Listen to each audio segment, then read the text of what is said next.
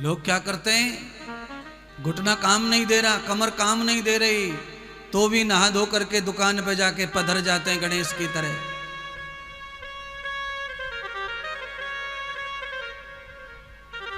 आदत हो जाती है काम के, बैठने की दुकान पर।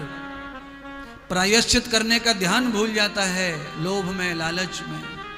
अंग खराब होते जा रहे हैं, शरीर संग नहीं दे रहा है, तो भी वो मोह खत्म नहीं हो रहा है। उससे क्या होता है, बुढ़ापा बिगड़ता है।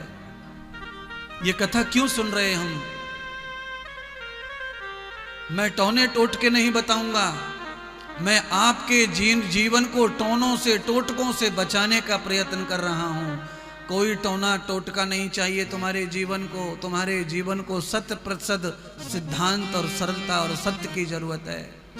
तुम्हारा जीवन तो खुद ही टोटका बना बैठा है। तुम्हारा जीवन स्वयं का ही टोटका है। तुम जहां बैठ जाओ, जहां चले जाओ, वहीं कुछ गड़बड़ होता है।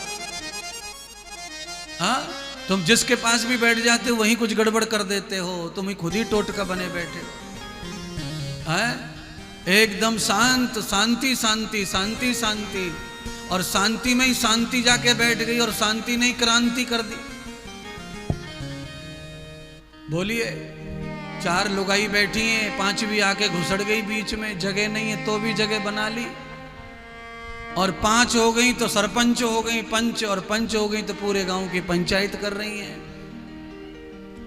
बोलिए, और ये पुरुष लोग तो तुमसे भी ज्यादा बेहतर हैं। ये तो एक ही बीड़ी को 5 पीते रहते हैं और झूठ बोलते रहते हैं बैठे बैठे। है? बोलो, चाय ने झूठी पिएंगे, दूध झूठा नहीं पिएंगे, जलेबी तक झूठी नहीं खाएंगे, पर बीड़ी को झूठा। ले भाई गुड्डू ले, पप्पू ले, हुगम्मू ले, बादू ले। बोलो, ऐसा बीड़ी में क्या पवित्र है जो सबके मुंह में जाके भी पवित्र है? और ऐसा पानी में क्या अपवित्र है जो दूसरे के मुंह लगते से झूठा हो गया? बोलो, बीड़ी पीते पीते पूरे गांव की भविष्यवाणी करवा लो, गुटखा खाते खाते पूरे गांव की भविष्यवाणी करवा लो। अरे पगले, दूसरों की भविष्यवाणी क्यों कर रहा है? तू अपने भविष्य के बारे में सोच।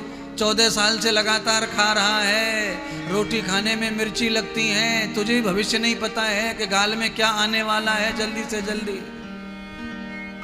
अपना भविष्य छोड़कर दूसरों के भविष्य पे चर्चा करते रहते हैं, फूंक मारते रहते हैं, धुआं उड़ाते रहते हैं। हाँ?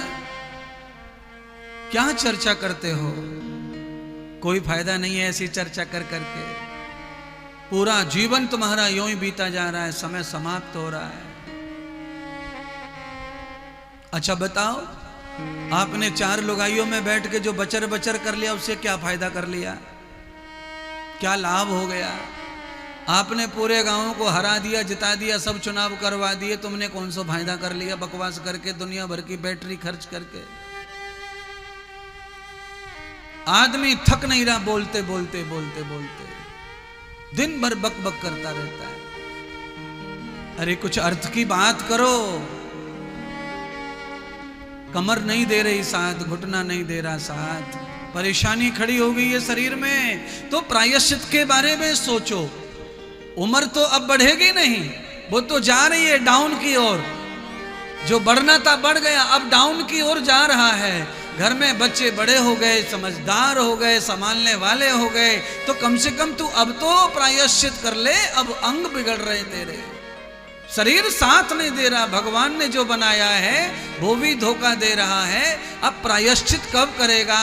अचानक किसी दिन मर जाएगा, सारे पाप साथ चले जाएंगे, फिर अगले जन्म में भोगने पड़ेंगे, फिर और टूटेगा, फिर टेढ़े होंगे, कुछ मेढ़े होंगे।